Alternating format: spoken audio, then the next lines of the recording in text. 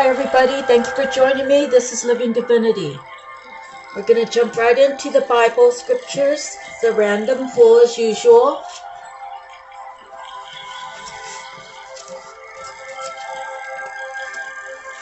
Zechariah 9:1. Judgment on Israel's enemies, an oracle.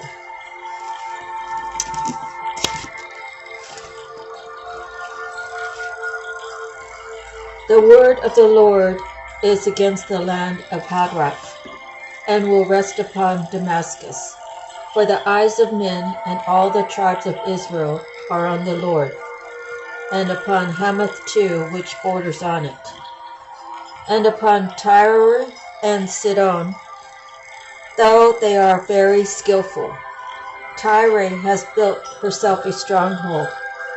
She has heaped up silver like dust, and gold like the dirt of the streets. But the Lord will take away her possessions and destroy her power on the sea, and she will be consumed by fire. Ashkelon will see it and fear.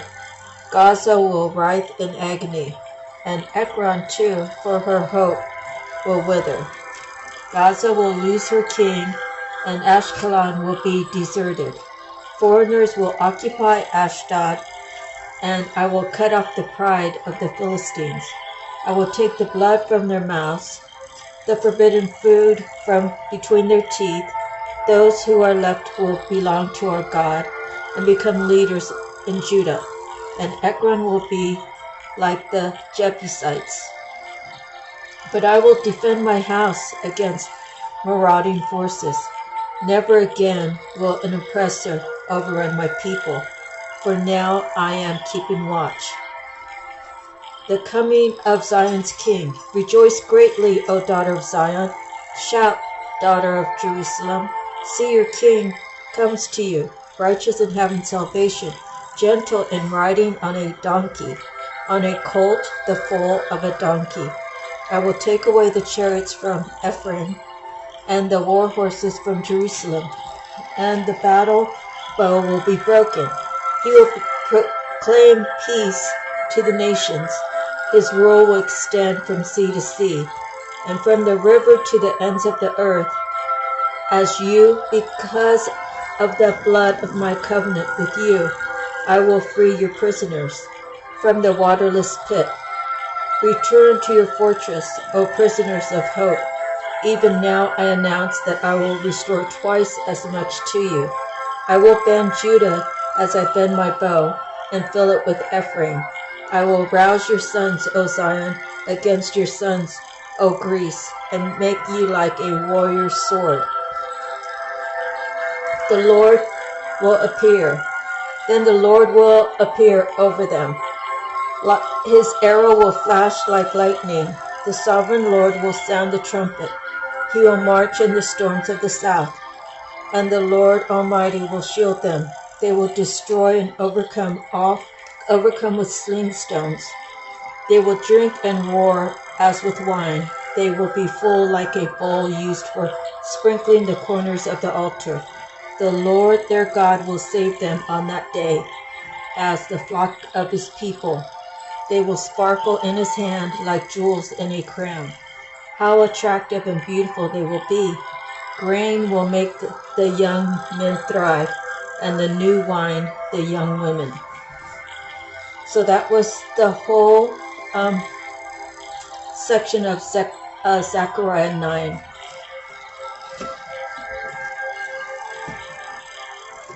Okay, now I'm going to read my handwritten cards, and I've got to turn the music down a little. This channel is a little bit loud. Let's see.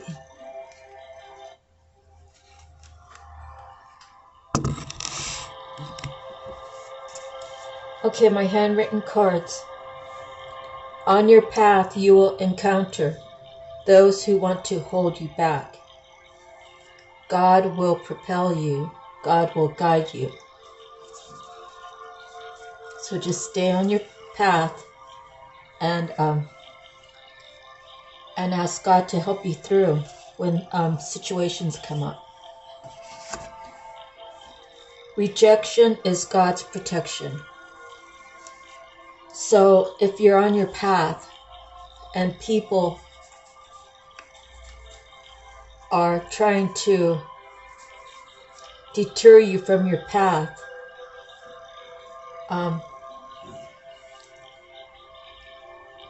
they will start reading your energy. They will start seeing that your energy is not to be touched. It's not to be messed with when you choose to be a child of God. And so they will stay away from you, and you'll think, oh wow, like last week all these people were all around me. Now nobody's even messing with me, because they're of the lower vibe. They haven't raised their vibe as you have. So God will not allow them to come near you. So you don't feel rejected, because it's just God protecting you. Answer the call. Answer the call. You might get dreams, you might get synchronicities, you might have people come to tell you you should do this with your life, and that sort of thing. And it's really like God speaking through people walking near you and coming across your path. So just answer the call. And if there's any confusion, like, God, I thought this was my path and now you want me to go this way, you just want to pray about it and get the right answer, because He will answer you, and you'll feel it in your gut. You'll know which way. And also, if you look at the possibilities, if someone's trying to lead you off what you feel is your given path, then of course you want to write down what it is that they're saying, and what could be the outcome if you went down that road, and then versus the path you've already chosen. Okay, the next card I have is trials, tribulations, redemptions. So if you were coerced into doing something bad, and you feel like, wow, I can't even go to that person now because last week I did this horrible thing that they probably don't even know about. I feel like the best way to get redemption is to not make any excuses, tell the truth. You talk to God and you tell Him, I'm sorry, Lord, I did that, and I promise I'll do my best to never do it again. And then you might feel guided to tell that person what happened, and you have to maintain a positive mindset that your wording will be correct and you will be heard all the way through. And that's how I believe you get redemption. The next card is, what role did I play in this? So you have to decide. I was coerced because I didn't care enough to investigate myself, or I really believe this person telling me this, that, and the other, and plus there are other people saying the same thing. There's many reasons why, but you have to figure out what role did you play in it, and what lessons have you learned from it, and what information will you take moving forward in your life. Okay, and the last card is deep in emotions. I myself, when I'm talking about certain things from my past, or when I'm speaking of the Most High and what He's done in my life, and things that I've seen Him do for me, I get very emotional about it. And well, you never really know until you see it for yourself. But that's when I get most emotional, or when I'm talking about people that I really love and for whatever reason they're not here with me. I get deep in my emotions, and I can't let my emotions overtake me, because, well, I probably would need a shot of, what's that? Forget what that's called. It's what the doctors give you when you're really overly emotional. A shot of Demerol, I think. Yeah. But I don't really like doing medicine. I don't like getting out of control of my feelings. So I can't get deep in my emotions just like anyone else. And we have to look at that person and say, wow, they really have a lot of passion for what they're saying. It must take a lot of strength for them to say those things and endure it. So that's my path, is to tell people some of the things that I've been through and how I overcame and how I got healing and how God came into my life and how things are just steadily changing for the better. And it could be going in a slow motion, it could go in a fast motion, it could be anywhere in between that. And I just know that this is my path and that this is what I'll be doing till I leave this world. Because I'm very passionate about God, very passionate about my ancestors. I'm very passionate about God sending angels around to protect me and my family and my loved ones. And when I ask for help, God will send someone and help me. And it's just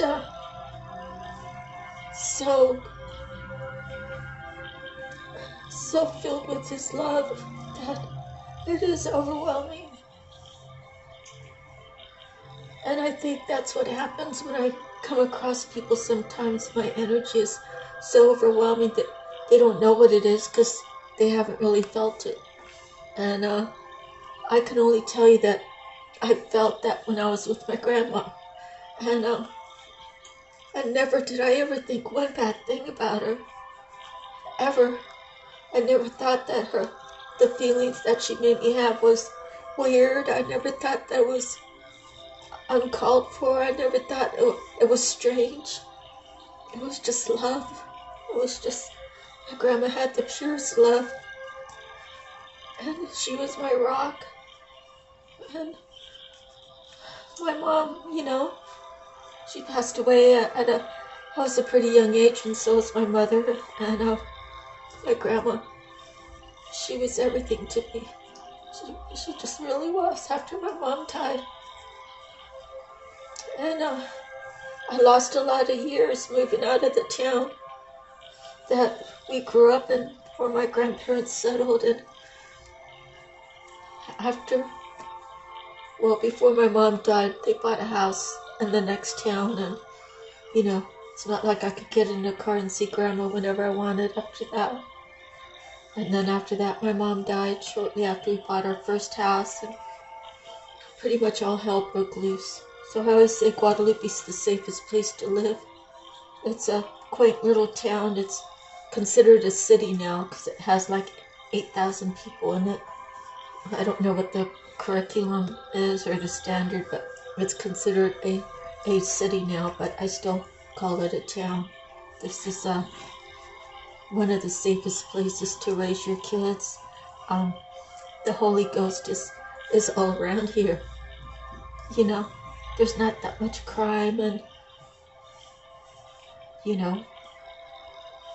it's just a better living situation compared to a lot of other places. And believe me, I've lived in several different places in my lifetime, and Guadalupe's always been one of the safest places to live.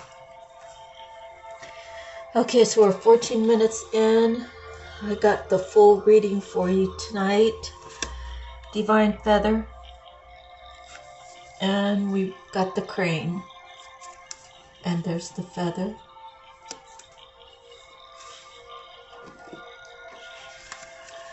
The crane is a uniquely shaped bird with a long beak and long legs. It is commonly associated with fidelity and marriage. In Asian cultures, the crane is a messenger of longevity and healing, as the great bird is believed to have the ability to fly up to the heavens. The Zuni tribe regards the crane as the keeper of great secret magic. The crane's call is distinct and loud, warning those around them to watch out and pay attention. Crane is a water bird that will teach you to work with the elements of water, which is feminine, emotional, and adaptable. The message: crane sounds the call to empowering your relationships. The time is coming for forming a new partnership that will be supportive and long-lasting.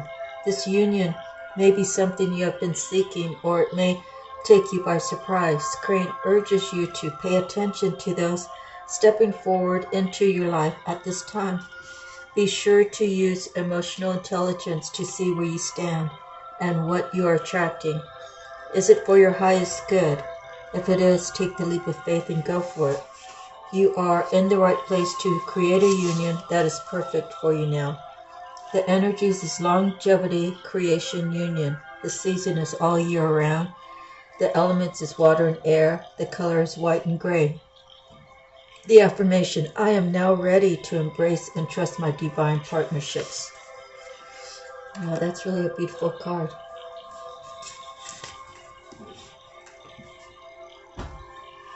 Okay, so Psychic Tarot.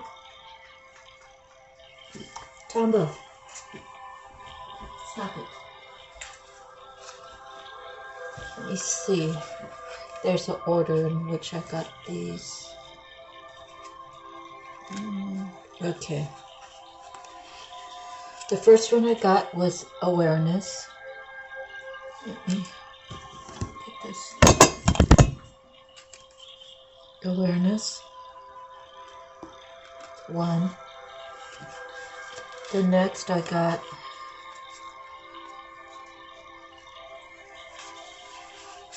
temptation, which is a 15. Temptation.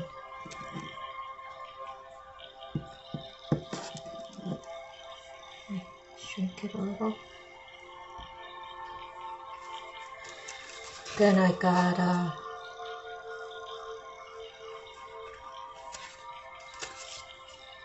13, transformation.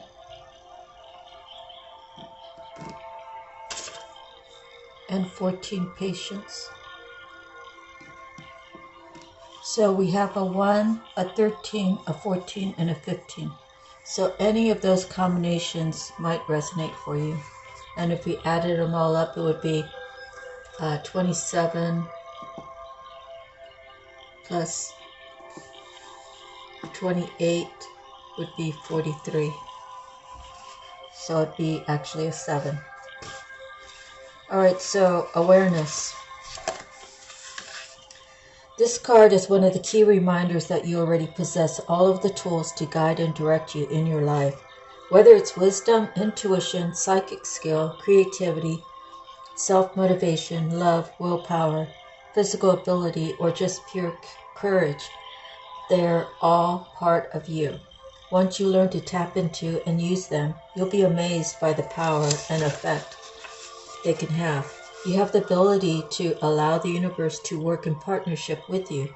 Together you can manifest change, whatever the desire may be, and bring about a positive outcome. This card represents your ability to create your own reality, to set ideas into motion and watch them grow. This card is often drawn when you're ready to switch direction, start a new project, or change careers. Now is the time to use positive thoughts, visualizations, and affirmations as you veer away from negativity. Knowledge is the power and can lead to success by having faith, keeping your willpower strong and directed, and by tapping into the tools that you possess, as well as calling on the magic of the universe. You can accomplish anything and everything you set out to do. The traditional tarot archetype is the magician. So now we go to temptation, which says it's a 15. Through this card, addictions and self-limiting behaviors are being addressed. This is a time when you or someone else in your life may be placing too much emphasis on the material physical world and its pleasures. Even though we're all born connected to the divine source, we have a tendency to pull away from what was once natural. When we become disconnected from spirit, the source that once nourished us, it's often replaced with a different supply or substitute. In other words, the connection is then forged with food, alcohol, nicotine, codependency to someone, or even work. Hence the term workaholic. Many of us spend our lives trying to fill the void that was created when the link to the divine was broken. The temptation card is calling you to take a hard look at life and ask yourself, where in my life am I suffering from addictive behavior? Is there negative thinking or behavior that's causing the life force to seep out of my soul? Are the people and relationships in my life giving me energy, or are they draining it? Learn to embrace your fears and all your doubts so that every situation in your life becomes a learning experience. Gaining the knowledge of the physical world will help you transcend to a higher spiritual awareness. The traditional tarot archetype is the devil. Then we go to 13, the transformation. The time of endings is close at hand. Don't resist the abrupt changes that are suddenly happening in your life. These could be taking place in your personal life, relationships, business, or career. You have the strength, as the transformation card asks you to have courage and to know that renewal follows every conclusion. This card comes forth to remind you that the death of an old way of thinking and believing must occur before you can move forward on your new path. Transformation is all about the ebb and flow of life cycles. Nothing in this life remains motionless. Everything is on its way to somewhere. Accept the changes, and opportunity will come to expand you in more ways than you could ever have imagined. You can't live in the past. It's time to move on. In order to take the next positive step, you should look closely at your own life and ask yourself, are there loose ends that need to be tied up? Are there people in my life whom I need to express myself to? What needs to be completed so I can have a fresh start? When you do so, you'll have a stronger, more reinforced foundation to carry you through the new beginnings that await you. The traditional tarot archetype is death. And the last card out of this book is patience. This card signifies the need for patience, self-control, adjustment, moderation, and balance when dealing with others, as well as yourself. This could be in the areas of how you think and work, and how you handle school, recreation, the people in your life, or the spiritual path that's set before you. As a soul, you have more than one aspect of yourself to draw on for support. It's all about integration and learning to blend and balance both the physical and the spiritual. You are an ethereal being in the physical body enjoying a human experience. Therefore, since you're both, you should honor all of you. If you go through life denying yourself the joy of combining these aspects, you're missing out on so much of what the world has to offer. Why accept a life that's half-lived?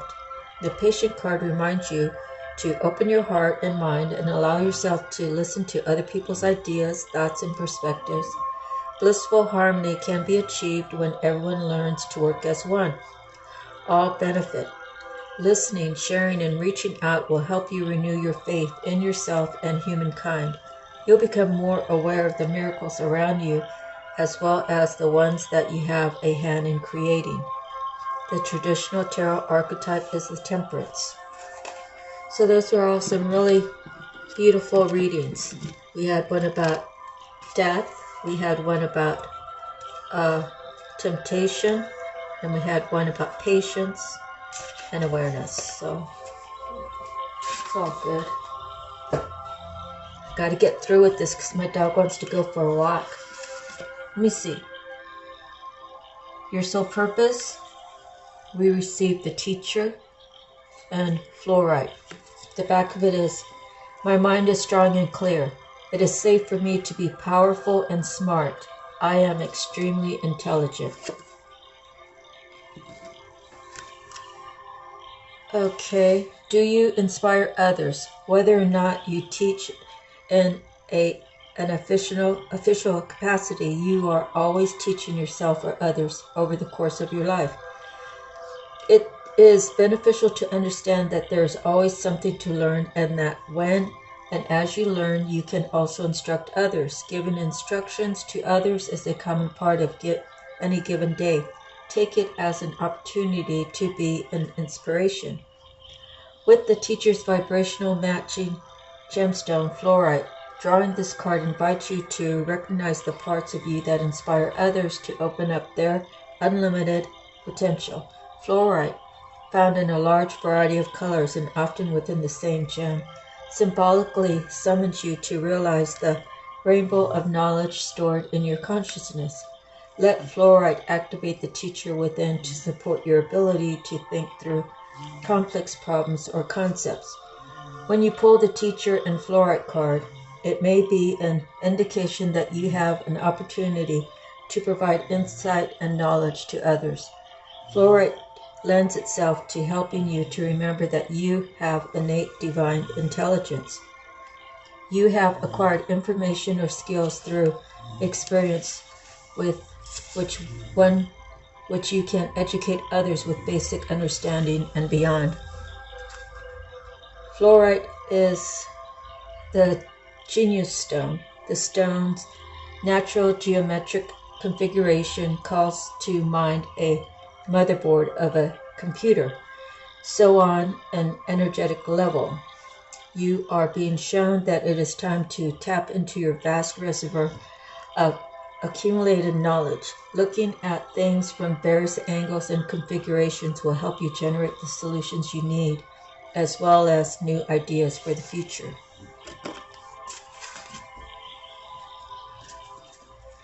Okay, now we have the power of the Archangel Tarot. And we pulled a 12, which is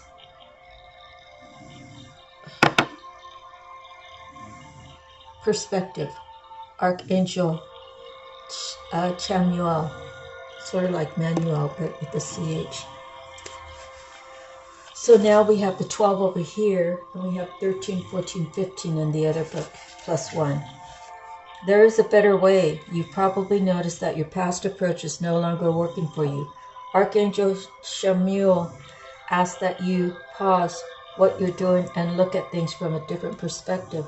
While this time of a reflection is temporary, it is also extremely important to your spiritual evolution and growth. This card can also indicate that your heart may be leading you to perform a selfless act of kindness for someone else. This form of compassion is always rewarded, and your angels will be standing by your side.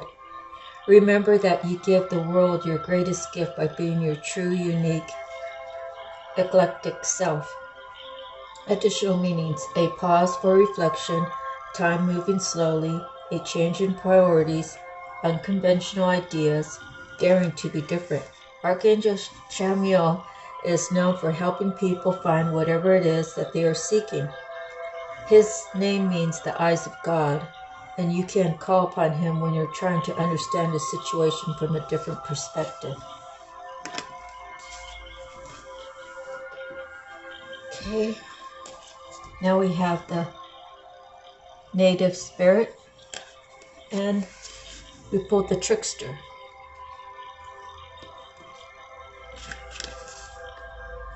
Things are not as bad as they seem. Something that seems bad may in fact be good, and vice versa.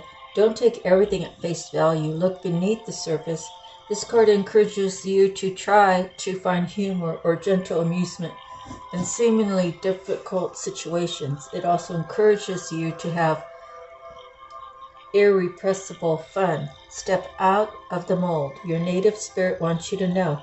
In indigenous traditions, there is the concept of the trickster. In Native America traditions, the trickster is often depicted as a wily coyote, but sometimes the trickster is a human called Heyoka.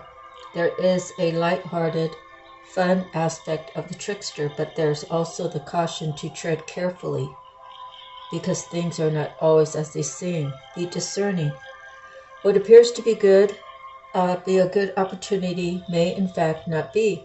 The wonderful aspect of this card, choosing you, is that it offers the opportunity to step out of old, outmoded ways of perceiving yourself. The trickster allows you to see yourself in an entirely new way and asks you to step out of old routines and habits that might be keeping you stagnant. The journey. It might sound very strange, but the easiest way to activate the energy of this card is to howl like a coyote, if you can. It's even better to do it during the light of the full moon. This breaks up stagnant energies and brings in fresh vitality. That's kind of funny because we used to do that as kids. Alright, so we got 3 more books and then the Tattoo Tarot. Akashic. And we pulled a number 2. The 2 of Forces. Does it look blurry? Let me see.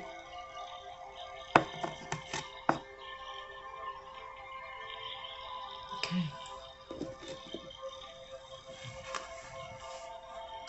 A big, beautiful willow stands in the summer sun. This stately tree is strong and flexible, and this card upright is telling you that you are too.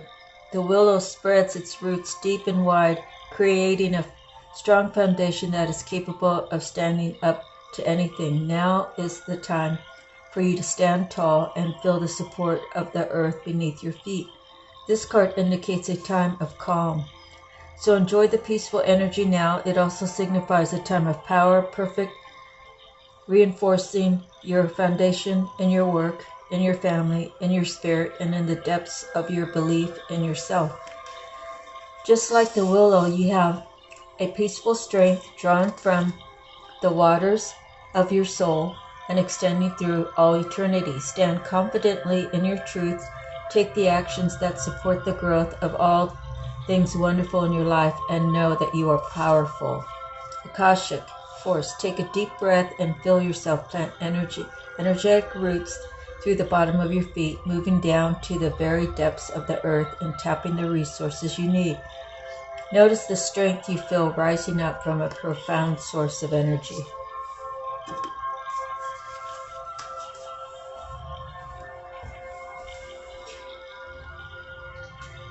Let's see. The animal messages. And we pulled the sloth.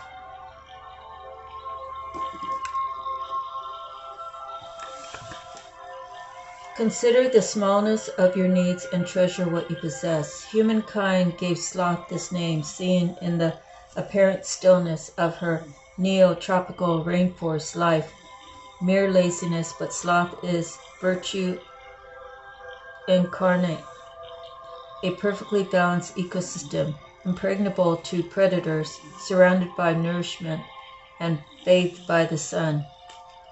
Sloth is proof to those much stronger and more active that she wants for nothing and wastes nothing. She counsels that you treasure that which surrounds you, squander neither love nor material things, even if they are no longer new. Then like sloth relax in true prosperity. That's so true. People buy things because it's new, and then 6 months later it's not new anymore, so it gets used less. That could be clothes, that could be a new car, that could be a stereo system, it could be anything. Perfumes. Okay, so we want to not be wasteful. Okay, messages of the mermaids. And we pulled 2. Gentleness.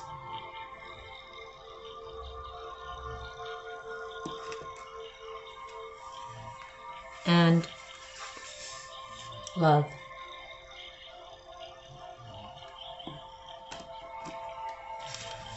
Gentleness. Be gentle toward yourself and others at this time. Being harsh or using brute strength won't benefit you. There's great strength in gentleness. This merman says that looks can be deceptive and gentleness can be found in the most unlikely people and situations. If in doubt, just look into the heart of a person, for this is where the source of true gentleness resides. The merman holds his torch of truth so that it may illuminate the path of gentleness for you.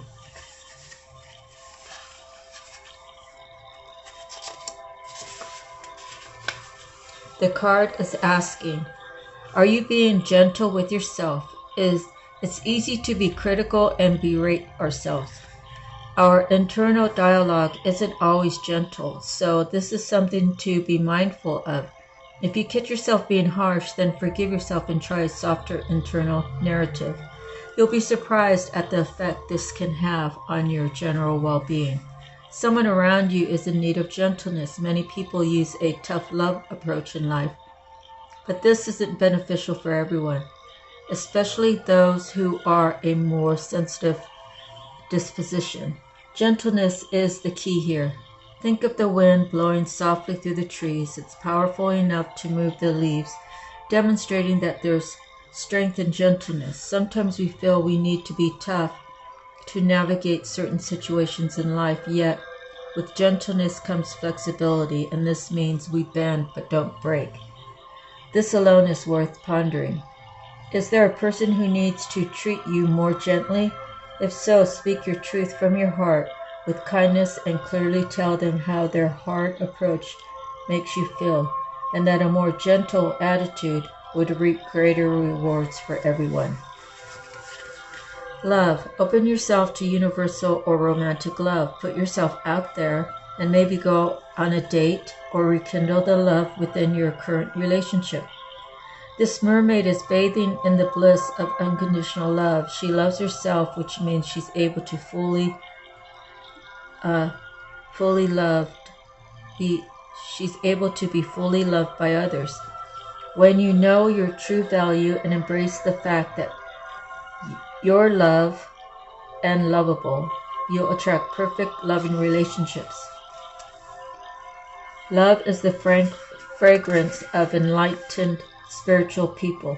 It can be felt in their aura and is the residue of their presence. This is pure, unconditional love. People feel romantic love for each other.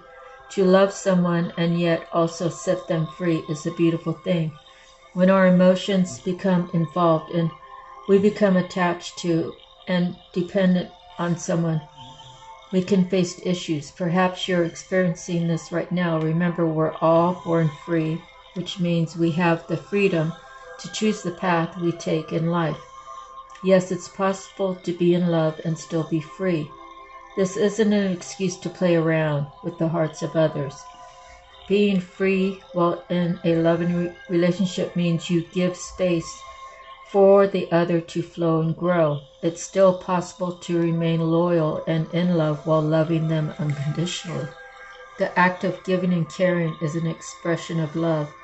If you feel drawn to be of service to others, then this card's message is affirming that practicing random acts of kindness is another wonderful expression of love in action. Showing love to a stranger will lift their spirit and fill their heart with hope.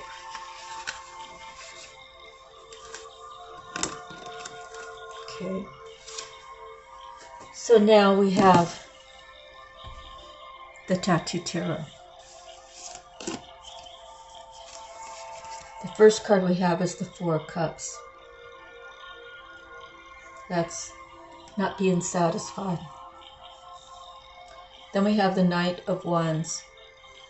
Now I have to read about him, but he looks like he's frightened to me.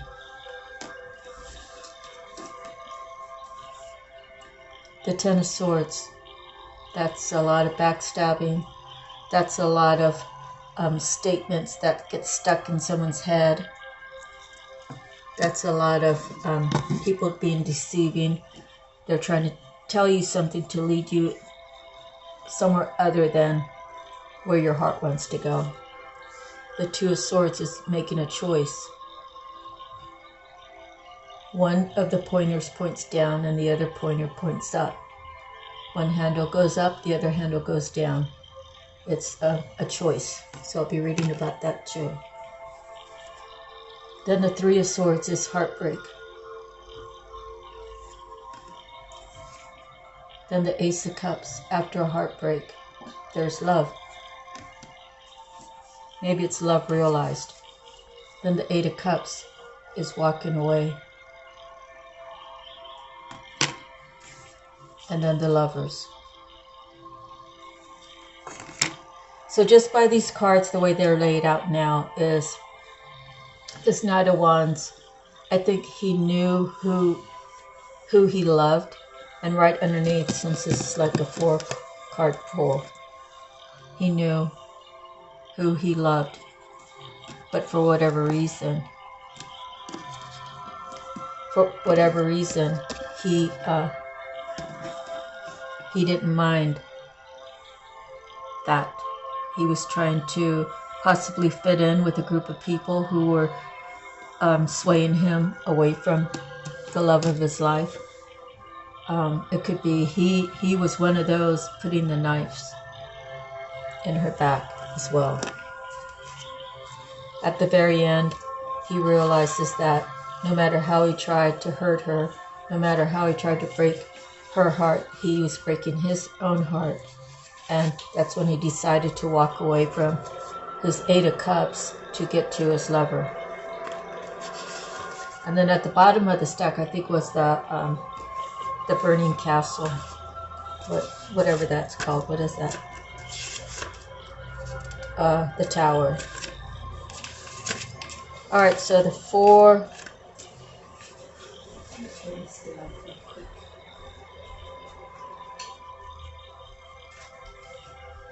The Four of Cups. Overactive imagination, concealed anxiety, boredom. Preoccupied, disappointed, discontented. The Knight of Wands. On the move, travel, flight, departure, disruption, altered plans. Home modification, new address, moving abroad. Absence, away from home. The Ten of Swords. Affliction, sadness, grief, grievances. We can let things drag us down or pick ourselves up and move on. The Two of Swords, stalemate, duplicity, disloyalty, balance of opposing parts. The Three of Swords is disruptive force, incompatibility, heartache, distance, absence, alienation, unrest, confusion, delay, loss of bearings, loss of moral compass. The Ace of Cups. The cup overflows, outpouring of feelings, creative beginnings, fertility, seeds, pregnancy, birth, attraction, new relationship, fullness, abundance, greatest joy. The Eight of Cups. Limited success, modesty, decline, abandoned plans, letting go, moving on, something loses charge or significance, recognizing an impossible situation. And regarding that, are these two are right under each other or one's above the other.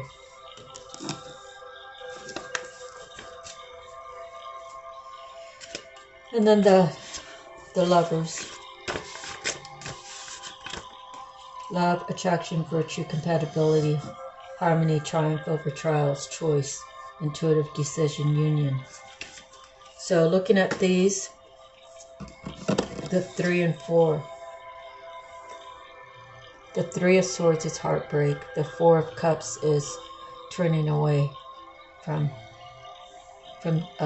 someone handing you a cup of love.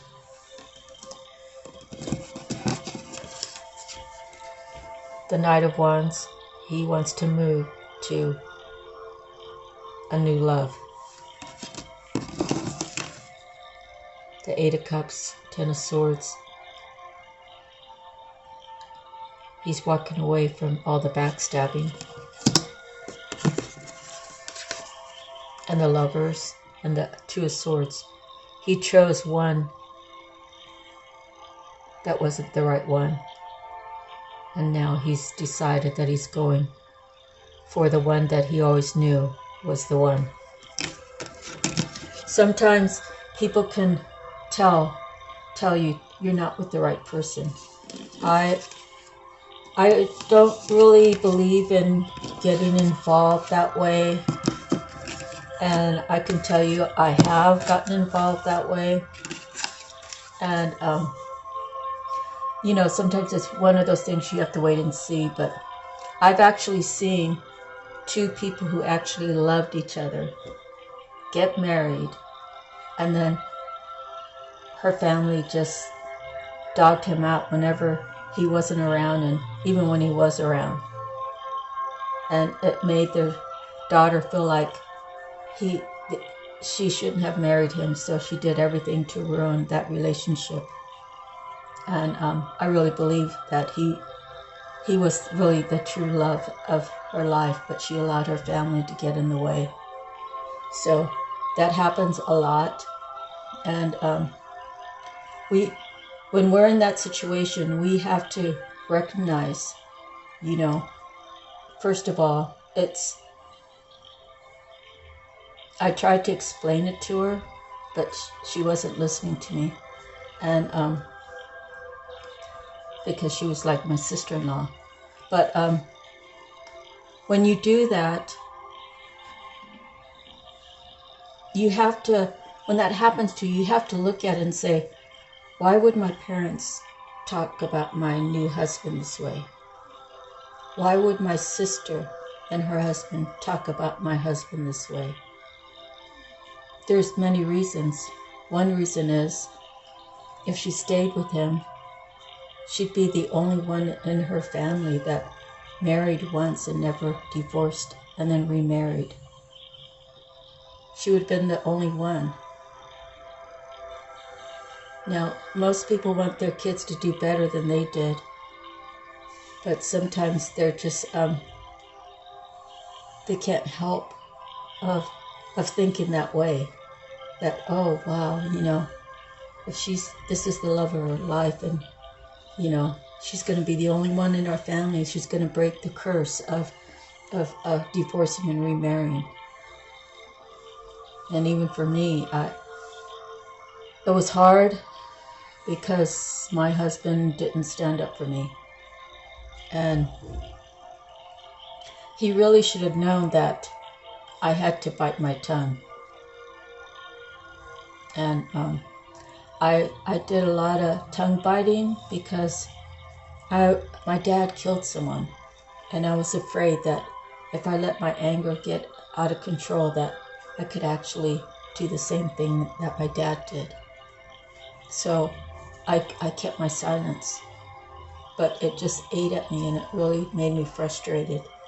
And him and I, if we would have stayed married, if he would have understood what I felt and really cared about how I felt, and he could have made himself be put in a position where he's going to protect our relationship and not just let anyone go and stomp on it.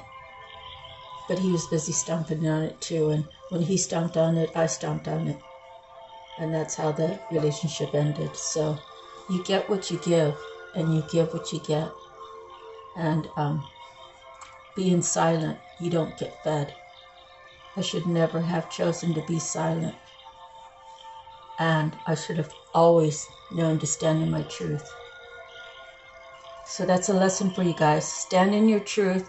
Doesn't mean you have to be nasty when you say things, but just figure out how you're going to say it so you can proceed forward and know that you've done what you could to rectify a situation, to get your voice heard, to get your feelings understood, and maybe things will work out for you.